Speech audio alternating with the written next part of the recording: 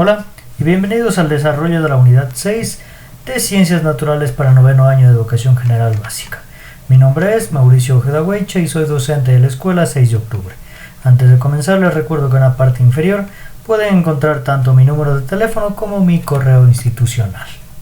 En esta ocasión trataremos sobre la unidad 6 que se denomina Nuestro Planeta, y los temas que abarcaremos en esta ocasión serán el clima y los biomas de la Tierra y la biodiversidad y la conservación, con la destreza con criterio de desempeño de observar con uso de las TIC y otros recursos los biomas del mundo, describirlos tomando en cuenta su ubicación, clima y biodiversidad. Empezaremos hablando de los biomas, que no son más que ecosistemas que presentan características tanto climáticas como altitudinales y sobre todo características vegetativas, que es lo que sobresale en un bioma, ya que el bioma es un tipo de división ecológica que se caracteriza por poseer una comunidad de plantas específicas o relacionada entre sí que identifica a este tipo de bioma.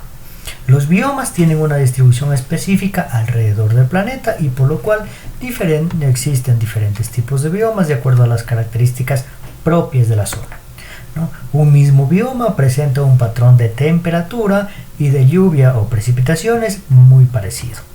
Las poblaciones de animales, en el caso de los biomas, pueden variar un poco, incluso un poco más que las especies vegetales. En el caso de las especies vegetales pueden pertenecer a la misma familia, aunque sean de diferentes especies de vegetación, mientras que en los animales sí puede variar un poco más. Un bioma puede tener plantas de aspecto similar, es decir, de aspecto muy parecido, que pertenezcan a la misma familia, pero que al mismo tiempo sean de diferentes especies, ya que estas familias pueden tener características propias de esos biomas, ¿no? Ahora, cuando hablamos de biomas, hablamos obviamente de distribución de los biomas. Y si bien su clasificación se basa en altitud, latitud, el clima, el tipo de biodiversidad, entre muchas otras condiciones más, llegar a un consenso en cuanto a su extensión y sus características no ha sido muy fácil, pero como regla general o como condiciones tenemos aquí en un mapa, en esta imagen, un mapa donde se identifica cada uno de los colores relacionado con cada uno de los biomas cuyos nombres se encuentran en la parte inferior, donde tenemos que los de color verde oscuro pueden ser los denominados bosques mixtos y caducifolios, y los de color verde claro los denominados selvas tropicales, lo que en el Ecuador denominamos Amazonía, que sería el bioma de selva tropical. Como referencia se tiene que existen alrededor de 10 tipos de biomas terrestres principales, o los 10 biomas más importantes o más característicos del planeta. Y el bioma marino, o cuando hablamos de biomas acuáticos, ocupan aproximadamente el 70% de la superficie total del planeta Tierra. Dentro de los tipos de biomas terrestres empezaremos con la tundra. La tundra, su palabra, proviene de un vocablo finlandés que significa desarbolado o yermo, es decir, un lugar carente de árboles que se extiende principalmente en altitudes altas, como se nota en la imagen. Estamos hablando de lugares con altitudes sobre los 2000 metros sobre el nivel del mar, y son características de las regiones árticas donde hay carencia de árboles. Otro tipo de bioma es la taiga, o también denominado bosque boreal, y la principal característica de este son las formaciones de bosques, una gran cantidad de árboles que forman grandes agrupaciones o bosques, y su temperatura oscila entre los menos 26 grados en el largo inviernos muy largos, y 14 grados como máximo en veranos, que son en biomas como este los veranos más cortos que los inviernos, ¿sí? Dentro de los mismos biomas terrestres tendremos los bosques, que no son más que tipos de ecosistemas donde la vegetación predominante, es decir, la vegetación que más sobresale, que más se nota, son los árboles, y se clasifican en función de varios aspectos como vegetación, estacionalidad del follaje, es decir, los árboles o las condiciones de los árboles dependen de la estación, ya sea este invierno, verano, otoño, primavera, y sobre todo influenciados por la latitud y el clima. Los bosques, si bien son considerados consumidores de dióxido de carbono, y tienen una biomasa muy alta por metro cuadrado, es decir, por área. Una área tiene una gran cantidad de árboles denominados bosques y presenta una biomasa muy alta por esas condiciones. Dentro de esto tenemos el bosque templado caducifolio. ¿Sí? Caducifolio significa que depende de la estacionalidad, el árbol tendrá más o menos hojas o será más o menos frondoso. Su temperatura llegará o llega, en este caso de los bosques caducifolios, a los menos 7 grados. Este bioma llega a menos 7 grados centígrados en invierno y los veranos son cálidos con alrededor de 24 grados centígrados. Su suelo es muy fértil debido a la gran cantidad de vegetación y ocurren más precipitaciones en este tipo de bosque que lo que se presenta en la tundra y en la taiga. Es decir, aquí hay más que en la tundra y en la taiga, además de mayor biodiversidad gracias a todas estas condiciones como vegetación y precipitaciones, ¿no? Otro tipo de bioma terrestre es el bosque tropical, muy típico de lo que nosotros conocemos como Amazonía, y su temperatura oscila entre los 22 y 27 grados. Ya estamos hablando de un climas cálidos. Tiene una alta humedad y luminosidad durante todo el año. Estamos hablando de que su suelo presenta una descomposición rápida a pesar de que tiene o presenta pocos nutrientes. Si los nutrientes en el suelo permanecen por muy poco tiempo, ya que son inmediatamente consumidos por la vegetación.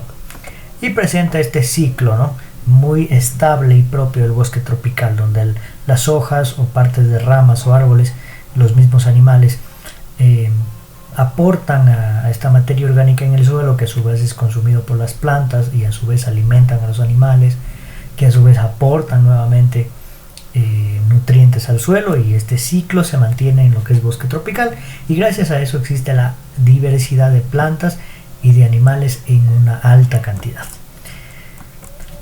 Siguiendo con tipos de biomas terrestres, tenemos otro que es selva húmeda tropical, que es una característica propia de lo que es la Amazonía. Sí, porque presenta estas dos características, húmeda y tropical. Es la zona del planeta donde se presentan fuertes precipitaciones durante todo el año, es decir, que tenemos durante el año grandes cantidades de lluvias, muy propio de la Amazonía, por lo que posee una alta humedad relativa.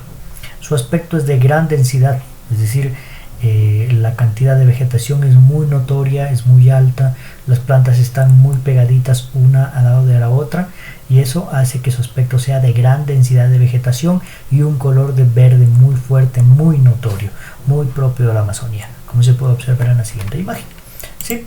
Y además se encuentra lastimosamente en peligro de desaparecer debido a la deforestación y a la construcción, actividades humanas que influyen no solo en este, sino en muchos otros biomas terrestres, pero este es en el más notorio, ¿no? Otro bioma tenemos la sabana o bosque seco. La sabana en lo que es la parte de Europa, bosque seco en lo que sería Sudamérica. En algunos casos el suelo es seco, un poco fértil, no presenta muchos nutrientes para vegetación. En otros tiene climas húmedos, con inviernos fríos y secos, suelos un poco más fértiles, dependiendo de la latitud. En otros presenta poca vegetación y en otros casos montañas, ¿sí? Eso dependiendo, pero eso es sabana o bosques secos, ¿no? Dependiendo del lugar del planeta, presentan características similares con ciertas diferencias, ¿no? Y la diversidad de plantas es media, como se puede notar a simple vista en la imagen. En los bosques secos y baja, como es en el caso de la sabana, esta imagen es una imagen de sabana, ¿sí?, donde la vegetación es mucho menor todavía que en los bosques secos, ¿sí?, debido a su baja precipitación y altas cantidades de clima cálido. Otro tipo de bioma tenemos el chaparral, que se encuentra en zonas templadas, altitudes medias, es decir, no está muy alto ni tampoco está a nivel del mar. Estamos hablando de altitudes medias en el lado oeste normalmente de los continentes, donde los inviernos son muy lluviosos y los veranos son muy secos. Hay este contraste, que en invierno llueve demasiado, pero en el verano prácticamente no llueve nada. Y sus temperaturas suelen oscilar entre los 10 y 16 grados centígrados.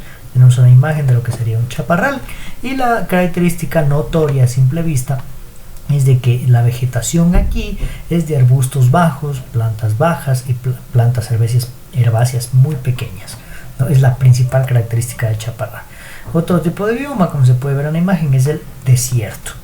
Y el desierto no son más que zonas enormes, terrestres, de arena, áridas, secas, con temperaturas extremas, es decir, durante el día un calor abrasador, mañanas muy calurosas, y durante la noche temperaturas muy bajas, muy frías, noches sumamente frías, ¿sí? Y tanto la flora como la fauna son escasos, muy poca flora, muy poca fauna, y tanto la flora como la fauna han tenido que adaptar sus estructuras para soportar la falta de agua y la gran cantidad de radiación solar, como por ejemplo el cactus. El cactus tiene una principal característica, que son sus espinas, lo que nosotros denominamos espinas. No son más que hojas modificadas, hojas adaptadas para soportar la escasez de agua y la gran cantidad de radiación solar. ¿Sí? Esa es una característica de la flora, en este caso en los desiertos. Ahora, cuando hablamos de biomas acuáticos, en general los biomas acuáticos pueden ser clasificados según la cantidad de sal en el agua.